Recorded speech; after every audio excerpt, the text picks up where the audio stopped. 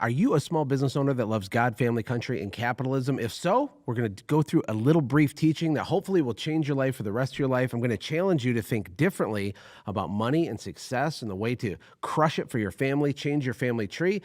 And this all starts with a story about 5 years ago, the first time I met Alex Hormozi. I've met him in person a couple times, probably doesn't remember me, but I certainly remember him. He's brilliant beyond words, right? But he said something that broke my brain a little bit. And he said, Josh, he said, setting a goal is making a contract with yourself to be miserable until a future outcome occurs. Now, that's how I remember him saying it. He might have been worded a little bit different than that. But if you think about it, goal setting can be destructive. And because I've worked with and coached over 1,000 businesses over the last 10 years, plus I've built and sold 4 of my own, I've learned a thing or two about goal setting.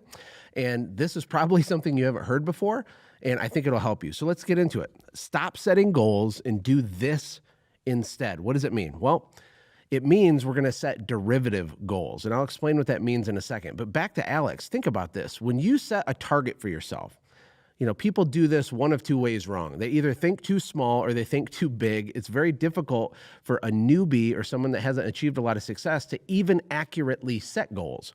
What they do is they'll go to a motivational conference or a workshop. They'll get spun up into an emotional frenzy and they're like, I'm going to do $2 million this year. It's going to be amazing. And then they don't, and they get miserable. They think something's wrong with them. They think that they're broken. Well, I have news for you.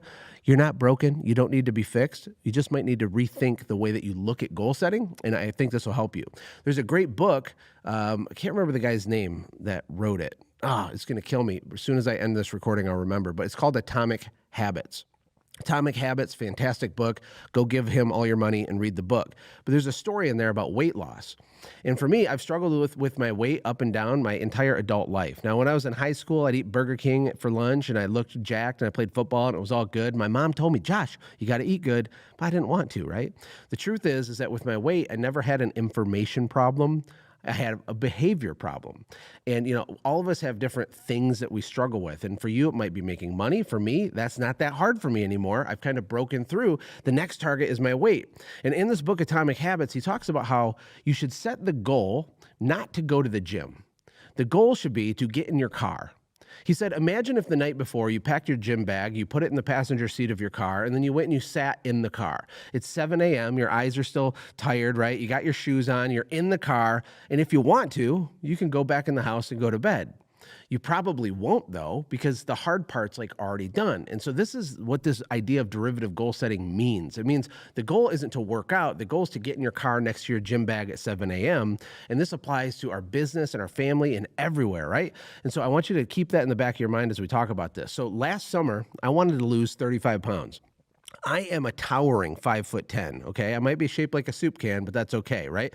My friend Josh Fierstein says he's 300 and none of your business pounds. I was 235 pounds last May and June, and I wanted to get down to 199 pounds. Now, in the past, I can lose weight, no doubt about it. But what I'll do is I'll go on this binge, I'll work myself to death, eat perfect for a period of time, then I'll gain the weight back. And here's the thing, for over a year, I kept saying, I'm going to go to the gym, and I didn't do it. I just wouldn't do it. I just wasn't motivated to do it. I didn't really care, to be honest with you. And then last summer, I grabbed my phone, I went on Facebook Live, and I said, hey, I'm going to be 199 pounds by August 8th, or I'm going to donate $25,000 to Joe Biden's reelection campaign. Right? What? 10 minutes later, my wife calls me, what's wrong with you? Why are you like this? Why are you like this? I said, Ash, you got to understand, I'm trying to set a goal to lose weight, but I'm not going to do it. It's not going to happen. I have to have a derivative goal. The derivative goal in that example, by the way, I did hit 199 pounds by August 8th, which was amazing. The derivative goal was holding myself accountable. The goal was to be this weight, but now that I had called my shot publicly, it changed the whole dynamics of the goal. Does that make sense? Check this out. Detach yourself from the what? From the outcome. Detach yourself from the outcome. I've heard this from 2 people that have both done over $20 million in their business. And I was speaking with Myron Golden in Florida about a month ago. And I asked him straight to his face. I said, Myron, do you set goals? And I knew what he was going to say, but I had never actually asked him. He said, no, I don't set goals. And of course, it surprised me, but also didn't, because I'm working through this concept for myself. And I said, why? And then I remembered Alex Hormozi, setting a goal is making a contract with yourself to be miserable until a future outcome occurs. Now, I've heard two really smart people tell me you got to detach yourself from the outcome. What does that mean? Because I'm not trying to talk all weird. What it means is that the goal isn't the goal. Your real goal, if you want to make a certain amount of money, is a derivative of behaviors and other things that will automatically, over time, yield that goal to you. Okay, this is going to make sense in just a couple minutes. This is big. This is juicy. Are you ready? Let's get into it. What are the 4 success derivatives? Here's the first one. If you can see where I'm writing, we have confidence. Okay, confidence. Confidence should be the goal. Success or money doesn't need to be your goal. If you focus on these 4 success derivatives, money will automatically happen to you, for you, and more often in your business. If you're a confident person, do you make more money than someone who's not a confident person? The answer is yes. Let me ask you another question. If you showed up every day with this unbelievable magnetism and you walked with a level of certainty that is rare, if you're one of these people that just walk into a room and you're confident, not arrogant, but confident, you believe in yourself, you trust yourself. If you did that, what would happen? You would be more successful. And there's lots of psychological reasons why. Let's talk about this real quick. So if we go to the top of the screen, these two here, we're talking about confidence, and the rest we'll go through as we work through this together. Let's talk about inverted confidence. Sometimes I talk to business owners and they want to become a millionaire, or they want to make $1 million, or they want to hit a certain number. And I'll say, how confident are you that you're going to hit that? And they say, oh, I'm not confident at all. What they're really saying without realizing it is that they're 100% confident that they're not going to hit it. They're 100% confident that they're not worthy of the outcome. I'm not the only one in my family that struggles with their weight. And when I see someone who's like maybe obese or really, really bad off with their weight, what you got to understand, it's not that the person's not confident. These people normally have total certainty and absolute confidence, but it's an inverted form of confidence. They're certain that they're not worth it. They're certain that it won't be worth it to do the work. They're certain that it's not meant for them. They're certain that their genetics say that they're not allowed to be fit. And they have certainty in the wrong category of a thing. And so for you with your company, instead of just saying, I'm going to get money, setting a goal and missing it, all this stuff destroys over time any confidence that you had in the goal. Instead, you ask yourself, do you have negative inverted confidence? Do you believe in your heart, even though it's not true, but maybe for you, you believe it? Do you believe that your family's different, that you're not destined to be successful, that your genetics, because your uncle or your grandpa was bad and they were criminals and they were always poor, because you came from 3 generations of poverty, you might think that there's nothing you can do about it, that your family tree has little roots and it has little fruits and it's shriveling at the roots, right? These things affect your ability to be successful. So even if you're setting goals, if you have inverted or negative confidence, it's going to sabotage everything you're trying to do every single time.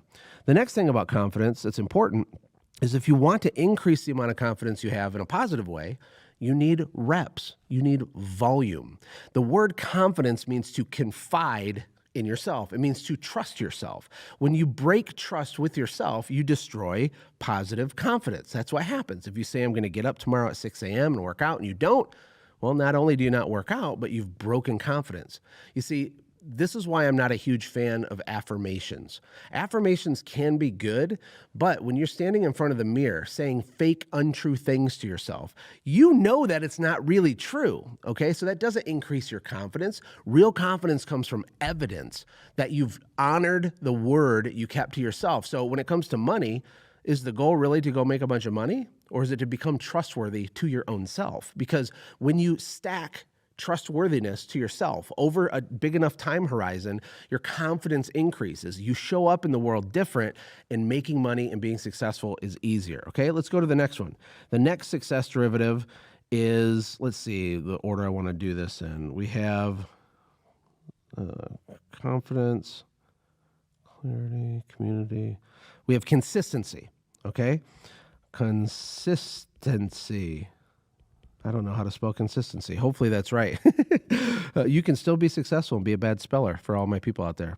Check it out. Consistency is an irrefutable, undeniable requirement to be successful. This is the hardest thing for people because They don't believe it's going to work out for them. If you don't believe it's going to work out for you in the end, it's almost impossible to be consistent in the first place. Why would you get up every day and do a repeated action over and over if you truly believe in your heart that it's all going to fall apart and it's not going to work? This is one of the reasons people self-sabotage, is because they believe in their heart that the future waiting for them is not a good one. They believe even if they do the work that it's going to turn out poorly. And because they believe that, it's impossible for them to be consistent. This is why I wrote down faith versus doubt. Okay? Faith and doubt are both forms of belief. Both of them are belief, but one's a positive, one's a negative. Just like I talked about inverted confidence, inverted faith is doubt. If you doubt that things are going to go well for you, you're going to struggle. You're going to have a painful road, right? This is the way that it works. This is the difference between anxiety and anticipation, which is one of Myron Golden's kind of landmark teachings that really changed my life.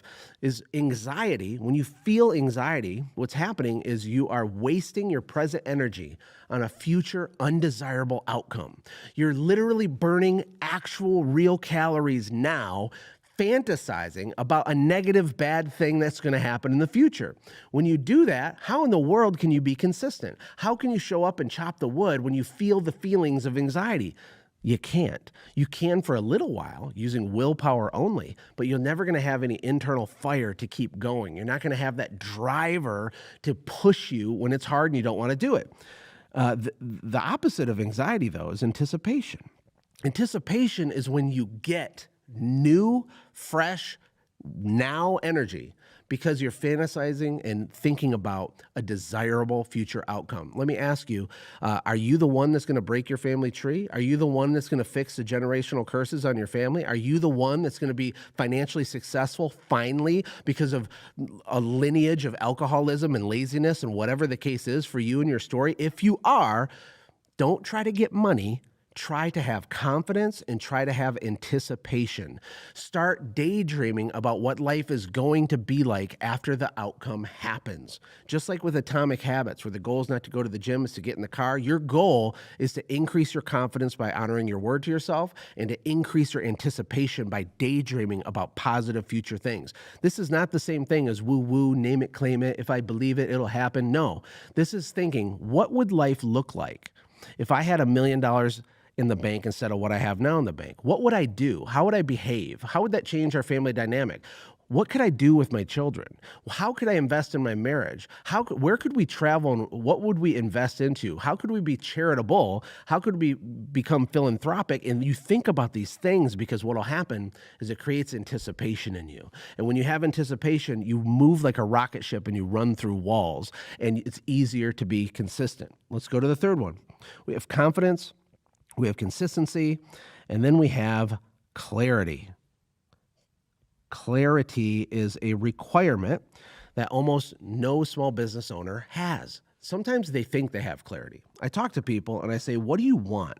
Like, why are you here? Or if people hire me as a private consultant, the first conversation we have every time is, why did you give me a whole bunch of money and what are we trying to do here? Like, what's the deal? And usually the first thing they tell me is not true. They say things like, I want to get to 5 trucks. I'm like, okay, you want to get to 5 trucks so that what? Well, so I can make more money. Okay, and you want more money so that what? Well, I want more money so I can pay off my debt, dummy. Why did I pay you, Josh? Why are you asking me stupid questions, Josh? I'm like, hold on, we're going to get there. You want 5 trucks so that you can get more money, so that you can pay off your debt. Got it? And why do you want to pay off your debt? Why are you so stressed out about paying off if you want to pay off your debt, why'd you give me a bunch of money instead of pay off the debt? Well, I want to pay off the debt so my wife will trust me or will stop nagging me. That's what they say. I gave away the punchline. That's okay. So my wife will stop nagging me. I want my wife to stop nagging me so that she'll trust me again. And so what happens in our brains is we go all the way around the mountain thinking we understand what we want. We think we understand why we do what we do, and we almost never do.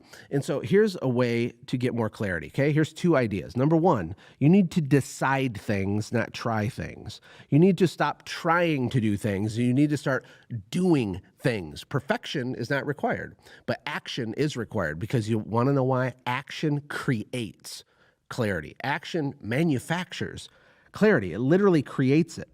And so people say, I don't know what my purpose is. Well, what are you doing? Well, I'm just going to my job and I go home. Okay. Do more stuff than that. Try stuff. Talk to people. There's clues when it comes to your purpose. When do you get the anointing? You can feel the spidey senses. You can feel the goosebumps coming. You know when you're in flow state, when you're crushing it. Those are clues that you're in your lane, right? Can you feel it right now? What are the clues for you? What's the clarity? Why is your business here in the first place? It's to make a profit, but to what ends? What's the real end game for you? And if you want to get more money, if you can increase your confidence, if you can be consistent over extended time horizons, not perfect, but consistent, and if you have real clarity where you know that you were made on purpose for a purpose, you have a mission, a mandate, and a destiny, and when you know that in your soul, things get a lot easier for you. The energy is different. You're living in anticipation. You trust yourself because you're following through with things, and now you're clear. Can you feel the momentum that would happen for you? And then last but not least is community. Community is gigantic. These are not in order of importance. These are all important. And there's more than them than this, but this is to get your brain churning. Ask yourself, who have you given permission to speak into your life? Who has access to your hopes and dreams? Do you just share them with everybody? Do you? Because the Bible says, don't cast your pearls before swine. Why would you share your ambitions with people that will poo-poo them and crap on them and say, no, that's stupid. Oh, that's too risky. Why would you do that? Why would you? Don't do that. For a lot of y'all, you need to entirely change your community. You need to perform relationship surgery. You need to do some snippy on some of the negative, low-level relationships that you have. That might sound harsh, but if you don't do this, you're paying with your purpose to have this low-level relationship. Do you want to trade the mission, mandate, purpose, and destiny waiting for you, the thing that can build anticipation for you, the whole reason you're here? Because the Bible says God created good works for you before the foundations of the world. Do you want to give that up in exchange for Larry? Really? Really? I don't think so. So the thing is, though, when you want to up-level your community, there's a couple things that are required. Number one is humility. Number one's humility. Some of the most arrogant people that I personally know are the least successful people. And that's not an accident. Ask yourself. This is true, and you can see it. It's observable truth. People get this ego, this bravado. They get arrogant when they achieve tiny things, and then they stop, and they don't want to grow. They don't want to risk losing the tiny thing they accomplished. And so there's no room for improvement, correction, or iron sharpening iron. None of that happens. Is that true for you? Because if you want to be around higher level people, you have to humble yourself, my friend. You have to become a perpetual student. The only thing that I know is that I'm getting dumber as I get older. And it's not that I'm literally getting dumber. It's that I'm becoming more aware of everything I don't know, which is vast. Sometimes I joke, I knew a lot more when I was 18 than I do right now. Can I get an amen? Check that out. So you need humility. The other thing you have to be willing to do is invest. And yes, I'm talking about money. I'm also talking about time. I'm talking about expertise. I'm talking about effort and energy. You have to invest. You have to be a giver. You need to lead with value. If you want to change the room so that you're the dumbest person in the room, that's a good idea. Instead of focusing, to recap, how do I get a bunch of money? Think of it like this instead. Think of the atomic habits framework. Think of how to detach yourself from the outcome of money. Uncouple it. We're still going after it. We're still going to get it, but money follows, it doesn't lead. Don't try to get money. Money is the natural byproduct of these other things. If you can up-level your confidence, your consistency, your clarity in your community, it's going to be really hard to stop you. And that's what I want for you. Hey, if you're getting value out of these videos, please give it a like, subscribe, hit the bell thingy, comment. I would love to hear you in the comments. I want this to be a dialogue, not a monologue. What are you struggling with? Where are you at? What part of this resonated with you? And if you have enough humility, what part really convicted you? What part hit you in the feels because you need to level up that part? Let me know about it. Until next time, I'll see you in the next video. Hey, thank you so much for watching. If you enjoyed what you watched, click the video on the left to watch the previous upload. And if you want one of my personal favorites, click the video on the right. And of course, don't forget to hit the middle to subscribe so you never miss an upload. Thank you again for being on this journey with me.